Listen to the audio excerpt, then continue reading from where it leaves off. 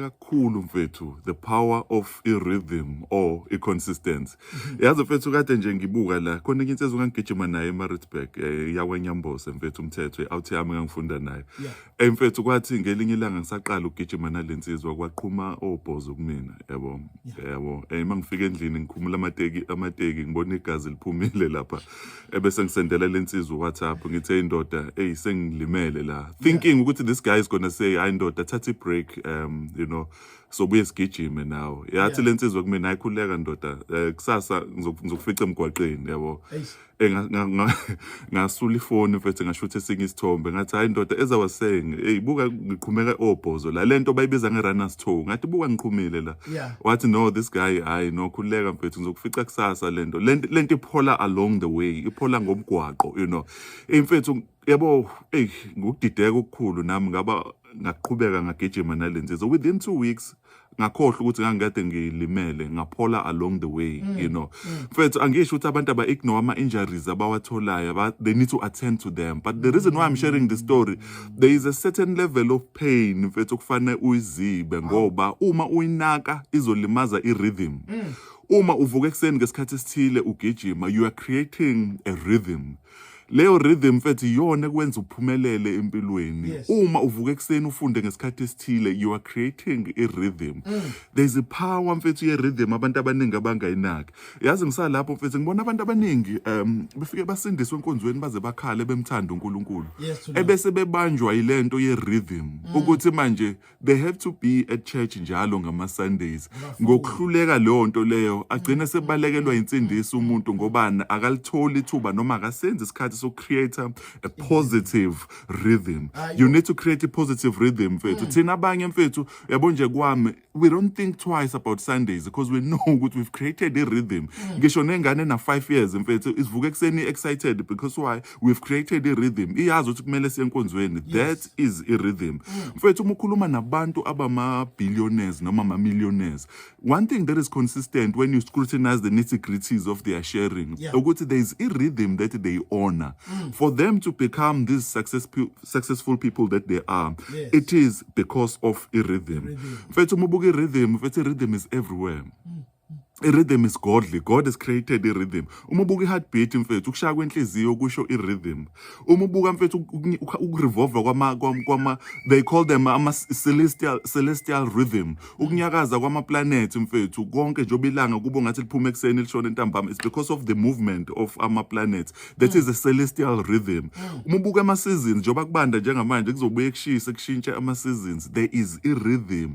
We all need to honor these rhythms mfethu. Rhythm can be positive and also can be positive can be negative or ibe positive ingakho namhlanje ngifuna sikhuluma about the positive rhythm umuntu ovuka ebusuku midnight akhwifa abantu enze zonke lezi zinto it's a rhythm of darkness nawe kufanele ube ne rhythm yokukhanya mfethu grab a book read a page every day create a rhythm uyabona mfethu abanye bethu behleze bexake ukuthi ndoda unencwadi ezu14 The answer to that is a rhythm that I've created. And you won't stop. It's a rhythm. I'm working on the 15 books. It's a rhythm that I've created.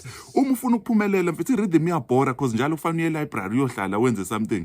Wonke umuntu mfethu ngitshengisa umuntu one PhD I'll tell you something about the rhythm ukuthi that person has honored the rhythm. Ngitshena mfethu ngomuntu oqala ibusiness from the ground mfethu laze laba successful. Ngizokutshena nge-rhythm because that person wayidayisa ama orange wayidayisa obanana lakhulu business there is a rhythm of buying and selling buying and selling lize likhulu ibhizinisi libela likhona mfethu you know ngitshengisa umuntu ogijime i-Comrade Marathon I will tell you about i-rhythm now i-rhythm iba yisitha kwisikhathi esiphila kuso njengamanje because we honor instant gratification we honor mfethu popcorn we honor mfethu ama noodles we honor these things mfethu zenza manje zibe successful but the people who abazophumelela isikhathi eside are people who have honored i-rhythm those are people mfethu abazoya kude there's no greatness without a positive rhythm ucabanga njengoba ngiqale September mfethu ukwenza lama motivation on Gagas and every Monday I'm here why it's because of a rhythm ngibalana mfethu ngehlobo ngibelana ngobusika why because of a rhythm if you want to go far in life mfethu honor a rhythm there are many talented people who abahlulekile ukushaya intambo ye finish line why because they never had the rhythm vuma ngibona abantu abangekho talented ngaleyo ndlela beyaphesheya beyodlala ibhola phesheya kuthi laba mfethu abadumile ukuthi ba skillful ba talented bangayi phesheya why because of a rhythm are you able to go to a training njalo ube consistent that is i-rhythm. When you honor i-rhythm, you go far in life.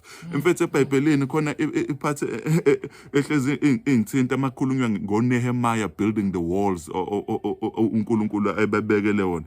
Kuthiwa mfethu, when these guys were building the walls, mfethu, babephethe so one of isandla sabe sodwa sasakha udonga besebenza, and then esinye isandla sasiphethe umkhonto, you know. These guys were basically saying ukuthi yazi ukuthini, we're gonna honor the rhythm as much as it's nama challenges, as much as kukhona abantu abazondayo, angeke size sime attend ama enemies.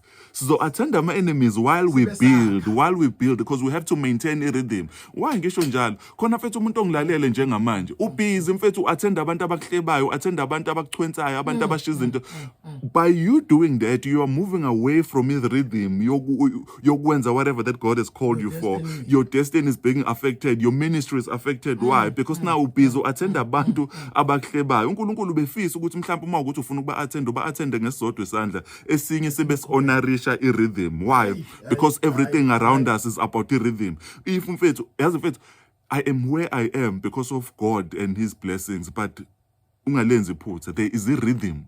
There is a rhythm that is there behind me that I'm honoring. When I write books, when I wake up at a certain time, abantu belele, there is a rhythm.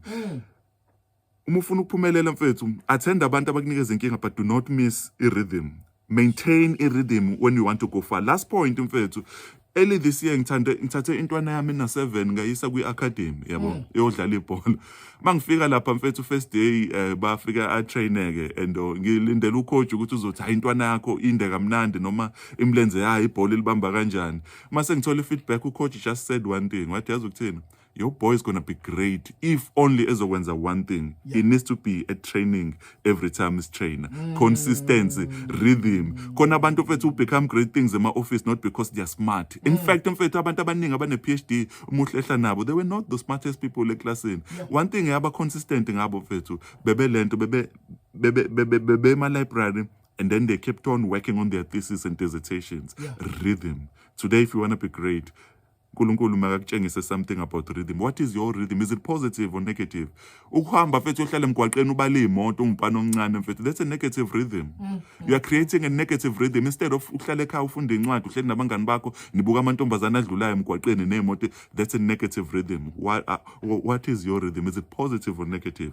God is love. Yay! Thulani Gumethe ngabe rhythm yakhe ethini ngoba nako ukuvuka ubelisa amagwinya every hour ekseni ngofowethu uvuka ulalele nathi powerful yo every day umuntu ocomplainayo nayo futhi wazi ukuthi ucomplaina njalo i-rhythm yakhe kufana nokugilwa nje ngithi namhlanje ukhona enkonzweni the other week awukho ubuyele futhi la kade ungasakusizakala khona. That is when now you dilute yonke uyokhansela into uNkulunkulu ayenzile usubona ukuthi uNkulunkulu uyasebenza kodwa you still go back and realize hayibo we have a rhythm.